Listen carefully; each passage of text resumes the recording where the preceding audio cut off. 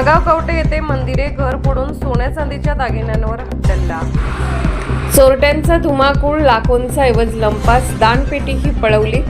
तासगाव तालुक्यातील नागाव कवटे येथे सोमवारी मध्यरात्री चोरट्यांनी नागनाथ मंदिर, जैन बस्ती, लक्ष्मी मंदिर तसेच परिसरातील एका घरात चोरी करत धुमाकूळ घातला।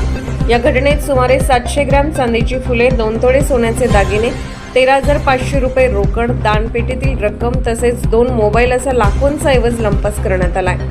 चोरट्यांची टोळी सीसीटीव्ही कॅमेऱ्यात कैद झाली असून पोलिसांकडून तपासाची चक्रे वेगाने फिरू लागली आहेत। पहाटेपासून दिवसभर घटनास्थळी पोलिसांचा मोठा बंदोबस्त व तपास सुरू होता। तोंडाला मास्क लावून आलेल्या 4 चोरट्यांनी प्रथम नागनाथ मंदिराला लक्ष्य केले।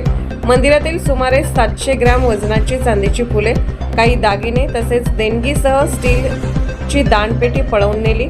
यानंतर चोरट्यांनी लक्ष्मी मंदिर आणि जैन बस्ती मंदिरातही चोरीचा प्रयत्न केला। तसेच बंद असलेल्या एका घराचे कुलूप उचकटून 2 तोळ्याचे सोन्याचे दागिने, 13,500 रुपयांची रोकड लंपास केली।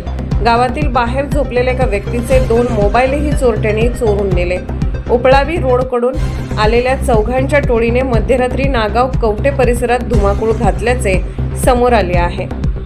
मंगळवारी पहाटे काही नागरिकांना चोरी झाल्याचे लक्षात येताच ग्रामस्थांनी व पोलिसांनी तातडीने शोध मोहीम सुरू केली।